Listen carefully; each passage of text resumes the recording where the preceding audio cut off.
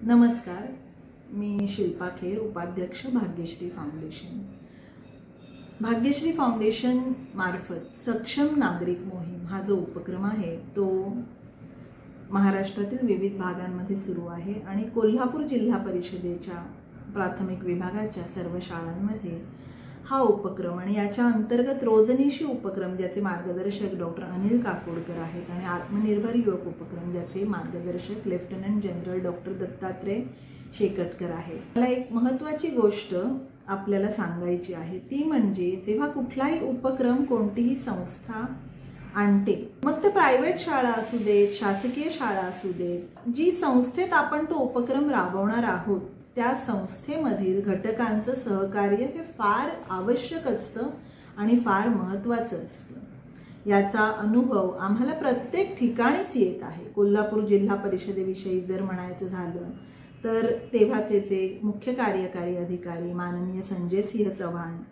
आणि शिक्षणाधिकारी उबाळे मॅडम, तसेच आत्ताचे मुख्य कार्यकारी अधिकारी माननीय श्री संतोष पाटील, जिल्हाधिकारी श्री अमोल येडगे आणि आत्ताच्या शिक्षणाधिकारी श्रीमती मीना शंकर मॅडम यांनी जे अमूल्य सहकार्य केलेलं आहे, त्यानंतर सर्व गट शिक्षणाधिकारी, सर्व केंद्र प्रमुख, विषय तज्ज्ञ, विषय शिक्षक, इतर मुख्याध्यापक, शिक्षक या सर्व घटकांनी जे सहकार्य केलेलं आहे त्यामुळे हा जो उपक्रम आहे तो विद्यार्थ्यांपर्यंत व्यवस्थितरित्या जात आहे आणि याचं सर्व श्रेय ह्या तिथे काम करणाऱ्या शिक्षकांना मुख्यत्वे जातं।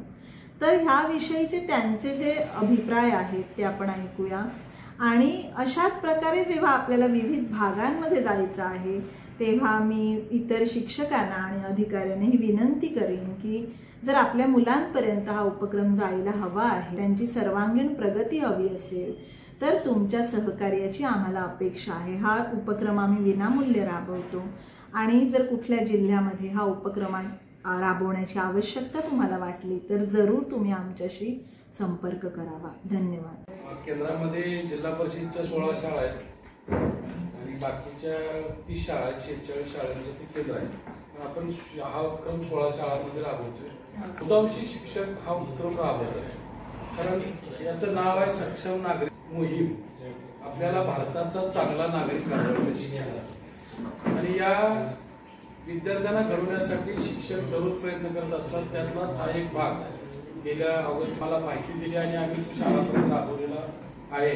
आदरणीय जी.के. पाटील साहेबांच्या मार्गदर्शनाखाली सगळ्या विस्तार अधिकाऱ्यांच्या आणि तुमच्या नियोजनानुसार फाउंडेशनच्या तर ते आम्ही कार्यक्रम आमचा अत्यंत चांगल्या प्रकारे तालुक्यामध्ये सुरू आहे। अशा पद्धतीचं हे उपक्रम मुलींना आणि मुलांना आपण सक्षम नागरिक घडवायचा आहे। तुमचा आणि काकोडकर साहेबांचा जो उपक्रम आहे किंवा स्वप्नातला महाराष्ट्र आहे, असे 4 विद्यार्थी प्रत्येक शाळेमध्ये घडत गेले तर निश्चित एक चांगला देश, चांगले नागरिक आपले घडतील।